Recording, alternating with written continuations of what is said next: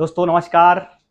आज चुनावी गहमा-गहमी में दोस्तों एक मैसेज बहुत ज़्यादा रन कर रहा है। वो मैसेज है कि दिल्ली सरकार अरविंद केजरीवाल के नेतृत्व में जेल में जाने के बाद भी क्या वह दिल्ली की सरकार का संचालन कर सकते हैं? क्या वो सीएम के पद पे बने रह सकते हैं? इसी विषय को लेकर पूरे देश में एक बहस प्रारंभ हुई है। दोस्तों मैं संवैधानिक परिस्थितियों के बारे में आपसे बात करूंगा और मैं बता दूं कि दिल्ली भारत की राष्ट्रीय राजधानी क्षेत्र है, जिसके लिए 69वां संविधान संशोधन 1991 में लाया गया था। दोस्तों इसके लिए दो मुख्य अनुच्छेद हैं, 239 ए और 239 ए बी। दोस्तों 239 ए में लिखा हुआ है कि दिल्ली सरकार में भूमि, कानून व्यवस्था और पुलिस उपराज्यपाल के पास होगा, जबकि अन्य सभी विषय वहां के मुख्यमंत्री, निर्वाचित मुख्यमंत्री के पास होगा। दोस्तों संकट यह है कि दिल्ली की सरकार के पास पूर्ण बहुमत होने के बावजूद भी भ्रष्टाचार के एक मामले में उनकी लगभग सभी मंत्रिमंडल और मुख्यमंत्री सहित आज तिहाड़ जेल में हैं। तो देश में नैतिक रूप से क्या उनको त्यागपत्र देना चाहिए या फिर उन्हें अपने पद पर बने रहना चाहिए? दोस्तों तो अभी अभी एक फैसला आया है हाई कोर्ट का। वो फैसला ये है दोस्तों कि दिल्ली हाई कोर्ट से केजरीवाल को राहत मिली है, और राहत वो है दोस्तों कि दिल्ली का संचालन केजरीवाल के हाथ में होगा। और ऐसा हाई कोर्ट कहते हुए ये भी बताया है कि वो अपने पद पर अर्थात सीएम पद पर बने रह सकते हैं, इसलिए क्योंकि संविधान में ऐसा कोई उल्लेख नहीं है कि वह अपने पद से त्यागपत्र दें। दोस्तों मैं बता दूं कि भारत में अन्य किसी पदाधिकारी के लिए व्यवस्था है कि यदि कोई व्यक्ति किसी प्रकार से जेल में पहुंचता है तो उसको उसके पद को ले लिया जाता है, जबकि प्रधानमंत्री और मुख्यमंत्री के लिए ऐसा कुछ भी संविधान में उल्लेखित नहीं है, इसीलिए वह अपने पद पर बने हुए हैं।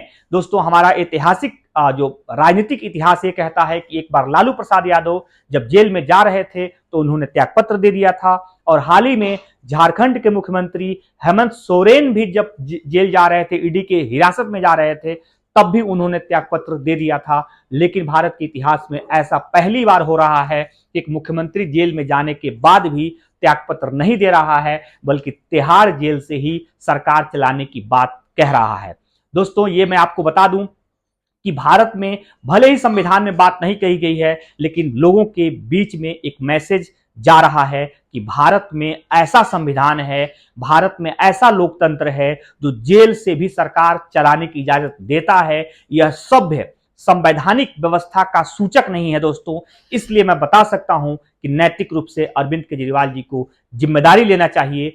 कुछ दिन तक यह पद अपने किसी सहयोगी को दे देना चाहिए, या फिर दोस्तों इसमें राष्ट्रपति जी और उपराष्ट्रपति खुद इंटरफेयर करते हुए तब तक के लिए अरविंद केजरीवाल की सरकार को निलंबित रखते हुए राष्ट्रपति शासन के अधीन दिल्ली को कर देनी चाहिए, और नहीं तो इसमें सुप्रीम कोर्ट को तत्परता पर अमल करे और इस पर एक फैसला दे कि ऐसी कोई नैतिक जिम्मेदारी होनी चाहिए जो एक व्यक्ति को जेल में रहते हुए अपने पद पर बने रहने की इजाजत न दे, क्योंकि आने वाली पीढ़ियों के लिए गलत संदेश हो रहा है। एक व्यक्ति अपने पद पर रहते हुए और जेल में रहते हुए कैसे सरकार का संचालन कर सकता है, ये नैतिक रूप से गलत है। इसलिए अरविंद केजरीवाल जी को ये नैतिक जिम्मेदारी उठाते हुए अपने पद से त्यागपत्र देना चाहिए। दोस्तों मैं बता दूं इसी खबर को लेकर मैं आपके बीच में आज उपस्थित हूं, और मैं ये बताया हूं कि क्या इसका संकट है, क्या इसका समाधान है।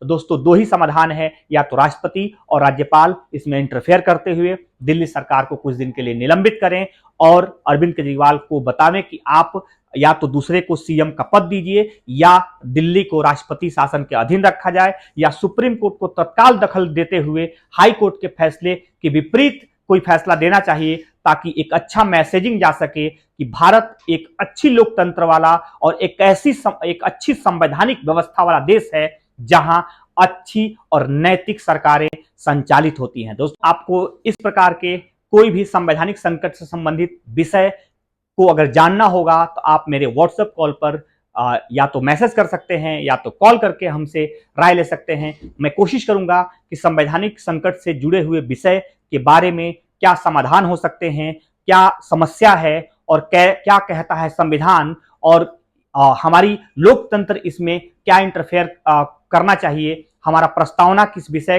की तरफ इंडिकेट करता है, इससे संबंधित हर विषय की जानकारी मैं आपको दे सकूं। इसलिए आपका स्वागत कि आप ऐसा कर रहे हैं और हमारे संस्था से जो भी आप लाभ लेना चाहते हैं आप ले सकते हैं। इसी के साथ आपको वीडियो देखने के लिए बहुत बहुत धन्यवाद।